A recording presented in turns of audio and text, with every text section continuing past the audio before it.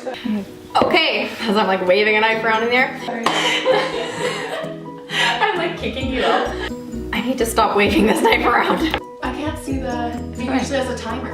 I'm done. You know what? I've done this a million times before. I just haven't done it in a while. Nobody pays attention. Okay, you're going. I'm going? Mm-hmm. I'm ready. Hello everybody, it's Melissa and I'm back with another video. I haven't made a video in a very long time, but I'm back and today I'm bringing you a recipe. Behind the camera is my good friend Justine, aka PaleoGut on Instagram, and she is going to be helping me out with this video. As you can tell, I'm in a brand new space. I recently moved houses, so this is a brand new kitchen. Hopefully the lighting is okay. I have a microphone now, so that's pretty cool. Today I'm making a recipe for you. I am currently 15 days into my Whole30, so I'm on my 5th round of the Whole30, and I'm always looking for new recipes and new snacks to have throughout the week. This week I'm going to be making a pumpkin spice RX bar. If you are a Whole30er, if you do the Whole30 every once in a while and you're from the States, you guys are super lucky and you can buy RX bars in store. Here in Canada, you cannot buy them, but you can order them online, which makes it really expensive, especially with shipping. So today I'm going to be bringing you a pumpkin spice RX bar recipe. I found this recipe on Pinterest and I'll leave the link down below to the recipe from the blog that I got it from. But without further ado, let's get on to the recipe. The recipe that I found on Pinterest calls for 1.5 cups of dates, a cup of almonds, a cup of cashews, and 1 cup of egg whites, and then some pumpkin spice. As you know, I can never follow a recipe, so I've added in a few bits and pieces, but these are the base ingredients for the recipe. Now, I bought egg whites. Apparently the recipe called for egg white powder, and I don't know where the heck to buy that or how that works.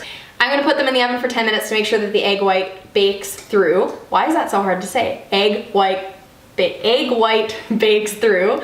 So we are going to double the recipe today because I want to make a little bit more than just the 9 bars.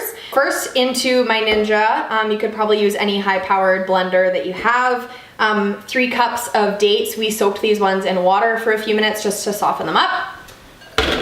Into the blender they go. You are going to put 4 cups of nuts all together because we are doubling the recipe, and I actually just bought a container of mixed nuts, so I'm going to do 4 cups of nuts. Almost here. Done. And next on the recipe it calls for 1 cup of egg whites, so I'm going to do 2 cups. 1 cup. 2 cups. The last thing to add into the recipe is pumpkin. I forgot about the pumpkin. That's what I forgot. Obviously, if they're gonna be pumpkin spice, you're gonna have some pumpkin in the recipe. So it calls for 6 tablespoons of pumpkin puree. You wanna make sure that you're getting pure pumpkin and not pumpkin pie filling, which will have a ton of added sugars. So I'm gonna add 12 tablespoons of this pure pumpkin, which I'm pretty sure is gonna be almost this whole guy. I'm using this as my tablespoon because I can't find mine. 1, 2, 3, 4, 5, 6. Not consistent at all, but that's okay. 7, 8, 9, 10, 11. Okay, so, 11, I mean 12. I need to add 1 more. 12, perfect. Okay, so now that we have everything into our blender, we're going to add a few of the spices. I did run out of pumpkin pie spice, so I'm just gonna add cinnamon, nutmeg, some vanilla, and then I'm also gonna use some Himalayan pink salts. And I'm not gonna measure this. Awesome. You're just gonna blend it on high until it all comes together as kind of like a very smooth paste, and you wanna make sure that there's no chunks of the nuts or the dates and that everything is blended smoothly. Power. This isn't suction down. Let's check it. Smells good. It has eggs in it, so be careful. Oh yeah. So I'm thinking I want to add a little bit more cinnamon. I want to add some raw cacao nibs and some pumpkin seeds to give it a little bit more texture, and I'm not going to blend it after that. I'm just going to pulse it so then the pumpkin seeds still stay pretty much whole. So I am using just raw cacao nibs. I'm not going to use very many of these just to have a little bit of texture in the bars once they're cooked, baked, whatever, all of the above. 3 sprinkling handfuls, whatever amount that is. And I'm going to use some pumpkin seeds. I accidentally got salted pumpkin seeds, but I think it will add a nice crunch.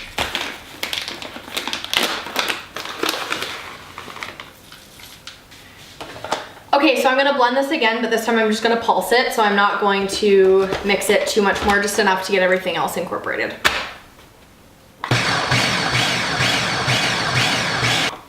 Okay. So, I don't know what to do on my next step here. Put it in the pan now. But I don't have a pan. I'm gonna use a silicone baking tray. This one is probably a 9x9 or an 8x8. I'm probably gonna split this into 2 batches. I'll cook the first batch at 10 minutes at 350 just to see what it's like, because I have actual egg whites instead of egg white powder. My fault. So I'm gonna mix this in here, put it in the oven, and then I will get back to you when we see what they look like.